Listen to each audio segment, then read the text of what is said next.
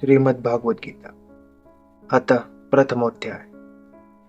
धृतराष्ट्र बोले, हे संजय, धर्मभूमि कुरुक्षेत्र में एकत्र युद्ध की इच्छा वाले मेरे और पांडु के पुत्रों ने क्या किया?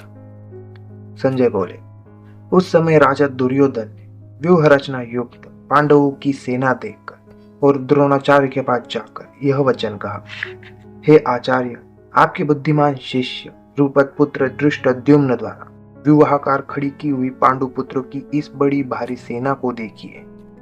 इस सेना में बड़े बड़े धनुषों वाले तथा युद्ध में भीम और अर्जुन के समान शूरवीर सात्यकी और विराट तथा महारथी राजा द्रुपद, धृष्टकेतु और चेकितान तथा बलवान काशीराज, पुरुजी, कुंती भोज और मनुष्यों में श्रेष्ठ शैब्य पराक्रमी युधामन्यु तथा बलवान उत्तमौजा सुभद्रा पुत्र अभिमन्यु एवं द्रौपदी के पांचों पुत्र, ये सभी महारथी है। हे ब्राह्मण श्रेष्ठ, अपने पक्ष में भी जो प्रधान है उनको आप समझ लीजिए।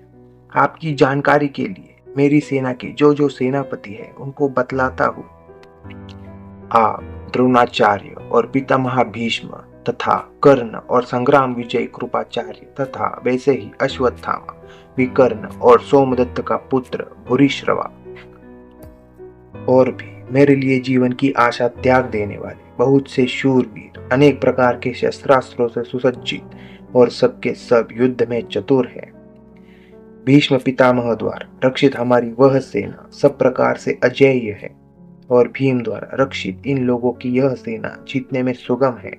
इसलिए सब मोर्चों पर अपनी अपनी जगह स्थित रहते हुए आप लोग सभी निसंदेह भीष्म पितामह की ही सब ओर से रक्षा करें।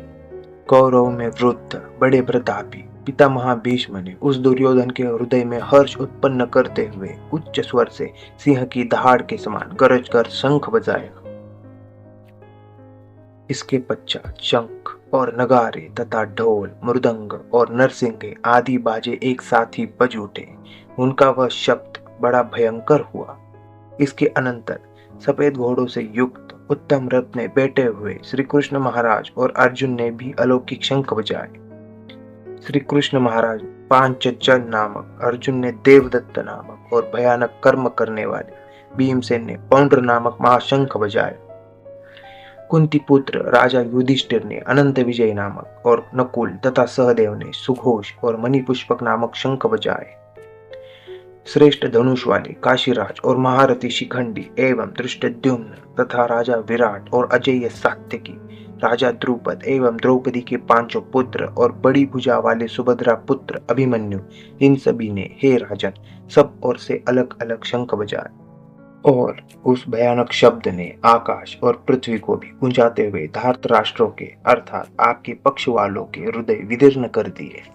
हे राजन, इसके बाद कपिध्वज अर्जुन ने मोर्चा बांधकर डटे हुए धृतराष्ट्र संबंधियों को देखकर उस शस्त्र चलाने की तैयारी के समय धनुष उठाकर ऋषिकेश श्री कृष्ण महाराज से यह वचन कहा, हे अच्युत, मेरे रथ को दोनों सेनाओं के बीच में खड़ा कीजिए और जब तक कि मैं युद्ध क्षेत्र में डटे हुए युद्ध के अभिलाषी इन विपक्षी योद्धाओं को भली प्रकार देख लूं कि इस युद्ध रूप व्यापार में मुझे किन किन के साथ युद्ध करना योग्य है, तब तक उसे खड़ा रखिए।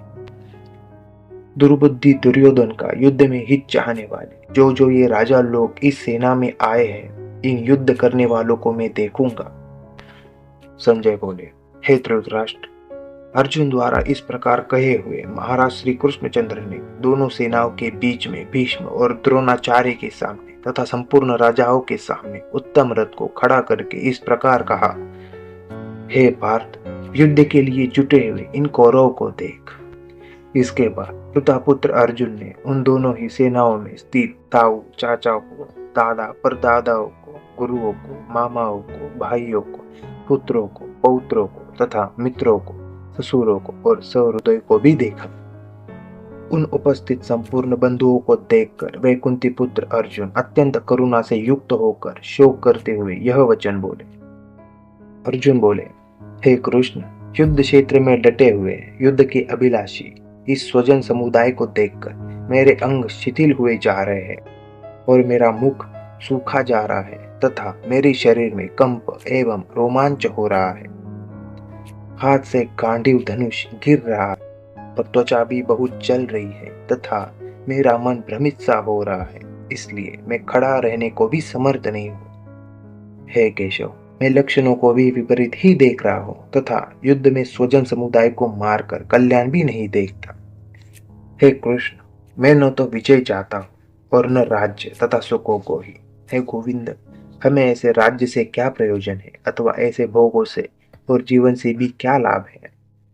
हमें जिनके लिए राज्य, भोग और सुख आदि अभिष्ट है, वे ही ये सब धन और जीवन की आशा को त्याग कर युद्ध में खड़े हैं।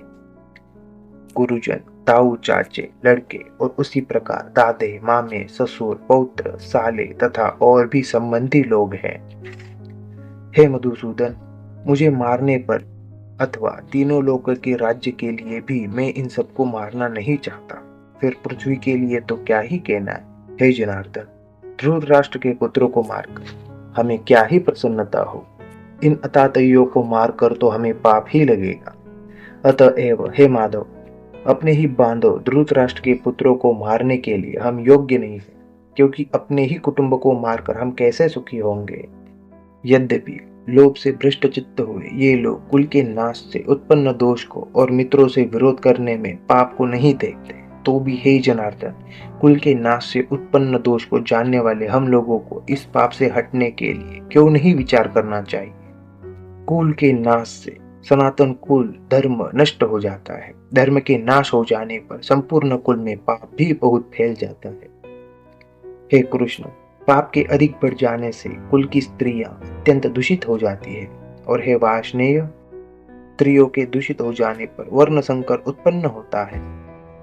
वर्ण संकर कुल घातियों को और कुल को नरक में ले जाने के लिए ही होता है। लुप्त हुई पिंड और जल की क्रिया वाले अर्थात श्राद्ध और तर्पण से वंचित इनकी पितर लोग अधोगति को ही प्राप्त होते हैं। इन वर्ण संकर कारक दोषों से कुलघातियों के सनातन कुल धर्म और जाति धर्म नष्ट हो जाते हैं। हे जनार्दन, जिनका कुल धर्म नष्ट हो गया है, ऐसे मनुष्यों का अनिश्चित काल तक नरक में वास होता है, ऐसा हम सुनते आए हैं। हाँ शोक, हम लोग बुद्धिमान होकर भी महान पाप करने को तैयार हो गए, जो राज्य और सुख के लोभ से स्वजनों को मारने के लिए उद्यत हो गए हैं। यदि मुझ शस्त्र रहित एवं सामना न करने वाले को भी शस्त्र हाथ में लिए हुए धृतराष्ट्र के पुत्र रण में मार डाले, तो वह मारना भी मेरे लिए अधिक कल्याणकारक होगा। संजय बोले, रणभूमि में शोक से उद्विग्न मन वाले अर्जुन इस प्रकार कहकर बाण सहित धनुष को त्याग कर रथ में पिछले भाग में बैठ गए।